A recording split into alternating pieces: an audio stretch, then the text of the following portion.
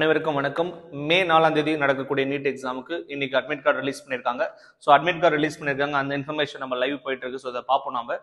So admit card release பண்ணும்போது இந்த NTA வெப்சைட்ல neat.nta.nic.in அஃபிஷியல் வெப்சைட்ல டவுன்லோட் பண்ணுங்க.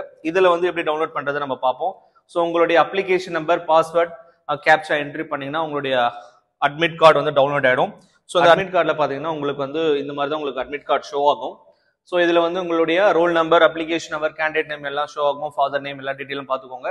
ஸோ இதில் மெயின் அப்டேட் என்னன்னு கேட்டால் உங்களுடைய ஃபோட்டோ ஆல்ரெடி இன்பில்டாக வந்துடும் உங்களுக்கு. இதில் அடிஷ்னலாக நம்ம என்ன பண்ணணும் அப்படின்னு கேட்டிங்கன்னா உங்களுக்கு வந்து இதில் வந்து examination question paper, medium, date of examination, reporting time எல்லாமே உங்களுக்கு எக்ஸாமினேஷன் சென்டர் உங்களுக்கு இந்த இடத்துல வந்துடும்.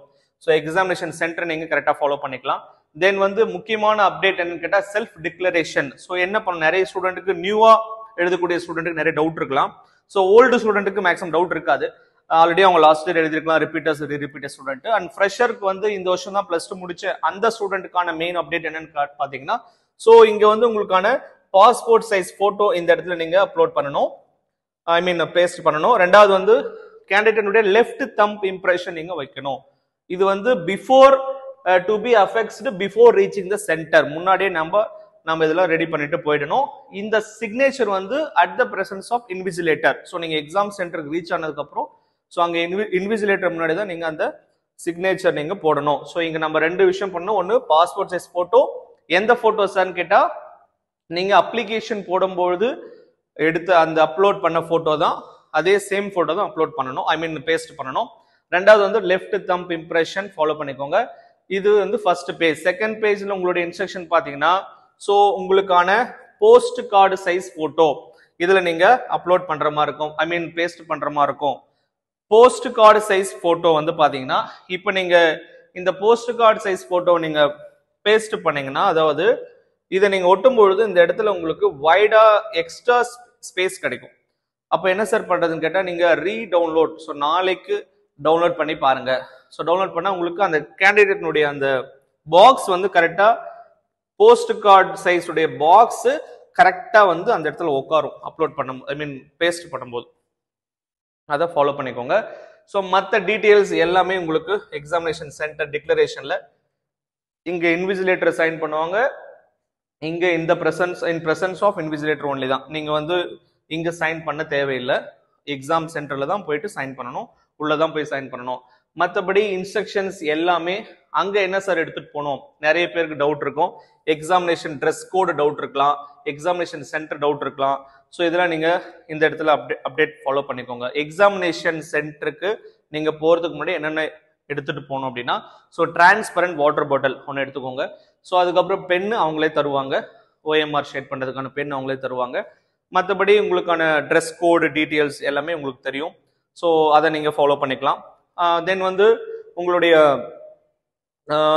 வேற என்ன சார் எடுத்துட்டு போகலாம் அப்படின்னு கேட்டால் அவ்வளவுதான். மேக்ஸிமம் வந்து உங்களுக்கான வாட்டர் பாட்டில் மட்டும் தான் எடுத்துட்டு போற மாதிரி இருக்கும் ஹேண்டியா.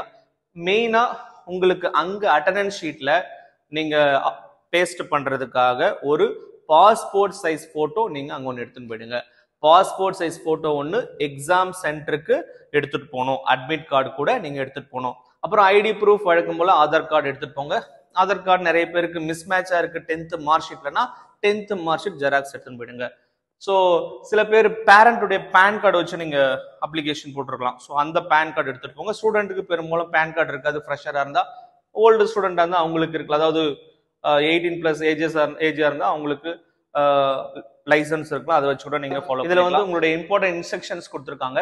இந்த இன்ஸ்ட்ரக்ஷன்ல உங்களுக்கு கிட்டத்தட்ட 23 பாயிண்ட்ஸ் கொடுத்துருக்காங்க. இதை நீங்க படிச்சு பாருங்க. இதுல மெயினா நீங்க பார்க்க வேண்டிய பாயிண்ட் வந்து நம்மளுக்கு எலக்ட்ரானிக் டிவைசஸ் எடுத்து போக கூடாது.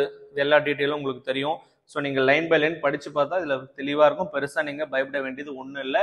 மெயினா நம்ம எடுத்துட்டு போக வேண்டியது உங்களுக்கான candidates will be permitted to carry only the following items with them into the examination venue. So exam சென்டருக்கு போறதுக்கு நீங்க என்னென்ன எடுத்துட்டு போகணும், பர்சனல் டிரான்ஸ்பரண்ட் வாட்டர் பாட்டில். நீங்க நார்மல் வாட்டர் பாட்டில் வாங்கி அந்த ஸ்டிக்கர் எடுத்துட்டீங்கன்னா அது ஒரு டிரான்ஸ்பரண்ட் வாட்டர் பாட்டில் நார்மலா மாறிடும். ஸோ சிம்பிளா எடுத்துட்டு போங்க.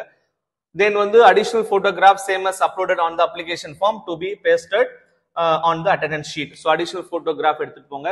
அப்புறம் செல்ஃப் டிக்ளரேஷன் ஃபார்ம்ல நம்ம போஸ்ட் கார்டு சைஸ் போட்டோ ஓட்டுறோம், அது நோ இஷ்யூஸ்.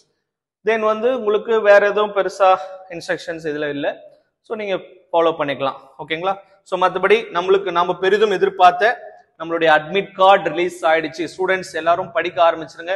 இந்த அட்மிட் கார்டு ரிலீஸ் ஆனதுல இன்னொரு பாசிட்டிவிட்டி என்னன்னு கேட்டீங்கன்னா, இந்த வருஷம் வந்து எக்ஸாம் சென்டர் அங்கங்க அலைய விடல. திருவண்ணாமலையை பொறுத்த வரைக்கும் அண்ட் தமிழ்நாடு லெவல்ல நீங்க பாத்தீங்கன்னா தெரிஞ்சிருக்கும். ஸோ மேக்சிமம் லோக்கல்லே அங்க இந்த ஸ்டூடெண்ட்ஸ்க்கு போட்டிருக்காங்க. ஸோ திருவண்ணாமலையில நம்ம இது வரைக்கும் 4 சென்டர் லோக்கல்ல நம்ம ஃபாலோ பண்ணியிருக்கோம். இன்னும் சென்டர்ஸ்லாம் அப்டேட் பண்ணிட்டு இது வரைக்கும் நம்ம 4 சென்டர் கேள்விப்பட்டிருக்கோம். So government arts college, Shanmuga government school and girls school and then வந்து டேனிஷ் மிஷன் ஸ்கூல், இது வரைக்கும் நம்ம கேள்விப்பட்டிருக்கோம். இதுக்கப்புறம் இன்னும் ஸ்டூடெண்ட்ஸ் நிறைய பார்த்தா நம்மளுக்கு அப்டேட் ஆகும். இது வரைக்கும் 4 சென்டர் நம்மளுக்கு அப்டேட் வந்திருக்கு. தமிழ் மீடியம் சென்டர் செப்பரேட்டா பண்ணியிருக்காங்க, ஒரு சில இடத்துல கம்பைன் பண்ணியிருக்காங்க. ஸோ பெரும்பாலும் இந்த வருஷம் பசங்களுக்கு ஒரு பெரிய ஒரு பயம் என்ன அப்படின்னு கேட்டீங்கன்னா, எக்ஸாம் சென்டர் அங்கங்க லோக்கல்லே போட்டாங்க. ஸோ அதனால ஸ்டூடெண்ட்டுக்கு என்ன ஆயிடும்னா ஒரு பெரிய பதட்டம் இருக்காது. ஸோ வெளியே போயிட்டு எழுதணும், ஒரு டிராவல் பண்ணி போகணும், அங்க போனா ஒரு மாதிரி புது இடம். ஸோ இங்கன்னா நம்ம லோக்கல்லே இருக்கும்போது ஓரளவுக்கு நம்மளுக்கு அந்த கான்ஃபிடென்ட் லெவல் இந்த வருஷம் ஒரு பாசிட்டிவிட்டியா நம்ம அதை பாக்குறோம். எக்ஸாம் சென்டர் அலைய விடல பிள்ளைங்களை. ஸோ அப்படின்றத இந்த வருஷம் நாங்கள் பாசிட்டிவிட்டியா பாக்குறோம். ஸோ மற்றபடி எக்ஸாமினேஷன் நல்லா பண்ணுங்க ஸ்டூடெண்ட்ஸ். ஏன்னா அட்மிட் கார்டு விட்டாங்க, இன்னும் 2 டெஸ்ட், மேக்ஸிமம் இன்னும் ஒரு டெஸ்ட் எழுதி பாருங்க. முடிஞ்ச வரைக்கும் 2 டெஸ்ட் ட்ரை பண்ணுங்க. நாளைக்கு நாளை மறுநாள் இல்லைன்னா 2ஆம் தேதி ப்ரீ நீட் எழுதி பாருங்க. ஸோ May 2 அன்னைக்கு எக்ஸாம் எழுதி பாருங்க. 3rd அன்னைக்கு ரிவிஷன் பண்ணுங்க அண்ட் 4th அன்னைக்கு எக்ஸாம் பீஸ்ஃபுல்லா போய் எழுதுங்க. பேரண்ட்ஸ் வந்து கம்பல்சரி வந்து பாத்தீங்க அப்படின்னா ஸ்டூடெண்ட்டுக்கு ரொம்ப சப்போர்ட்டா இருக்கணும். இந்த நேரத்துல ரொம்ப கைட் பண்ணுங்க, பாசிட்டிவிட்டியை மட்டுமே நோக்கி படிங்க. அப்புறம் கொஸ்டின் பேப்பர் அவுட் ஆயிடுச்சு, அந்த வெப்சைட்ல வந்து இந்த நம்மளுடைய யூடியூப்ல வந்தது பிளஸ் வந்து பாத்தீங்க அப்படின்னா வாட்ஸ்அப்ல வந்ததுலாம் அந்த மாதிரி ரூமர்ஸ் எல்லாம் கலப்புவாங்க. ஸோ அது எதுவும் நம்பாதீங்க. ஸோ கான்ஃபிடென்ட்டா எக்ஸாமுக்கு படிச்சுட்டு போங்க, பதட்டப்படாதீங்க, தைரியமா எழுதுங்க. அதுக்கப்புறம் எக்ஸாமினேஷன் சென்டர் நம்மளுக்கு தெரியும், நம்மளுக்கு டைமிங் வந்து ரொம்ப ரொம்ப முக்கியம். அந்த டைமிங்ல அவங்க என்ன விஷயம் சொல்றாங்க அப்படின்னா, அந்த புல்லட்டின்ல இருக்கு நமக்கு டியூரேஷன் ஆஃப் த டைம் வந்து 3 hours. இதுல வந்து நம்மளுக்கு வந்து பாத்தீங்கன்னா எக்ஸாமினேஷன் சென்டருக்கு நீங்க 1:30 ரீச் ஆயிடணும். 11 to 1:30 போட்டிருக்காங்க.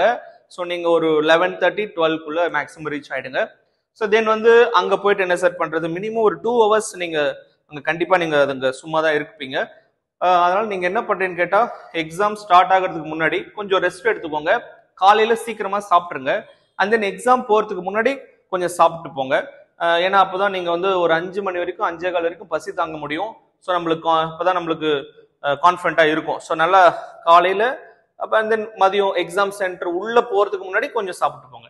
ஏன்னா நீங்க சாப்பிடாம போனீங்கன்னா கண்டிப்பா மயக்கம் வரும். ஸோ நம்மளுக்கு தேவையில்லாத ப்ரெஷர் இருக்கு. ஸோ அதை அவாய்ட் பண்றதுக்காக தென் வந்து 1:15 உங்களுக்கு சீட்டிங் அரேஞ்ச்மெண்ட் பண்ணிடுவாங்க. தென் அதனுடைய இன்ஸ்ட்ரக்ஷன், அட்மிட் கார்டுடைய இன்விஜிலேட்டர் வந்து அட்மிட் கார்டு செக் பண்ணுவாரு. ஸோ ஒரு 15 மினிட்ஸ் செக் பண்ணுவாரு. அண்ட் 1:45 உங்க கையில புக்லெட் வந்துடும். ஸோ நீங்க 1:45 கரெக்டா டைம் கொடுத்துருக்காங்க பாருங்க, 1:45 புக்லெட் உங்க கைக்கு வந்துடும். தென் வந்து அது டெஸ்ட் புக்லெட் வந்து உங்களுக்கு 1:50 நீங்க வந்து அதுல டெஸ்ட் புக்லெட் நீங்க பர்டிகுலர்ஸ் ஃபில் பண்ற மாதிரி இருக்கும். 5 minutes and then 10 minutes wait பண்ணி 2 o'clock ஷார்ப்பா நீங்க வந்து டெஸ்ட் ஸ்டார்ட் ஆயிடும். ஸோ 2 to 5 டெஸ்ட் ஸ்டார்ட் ஆயிடும்.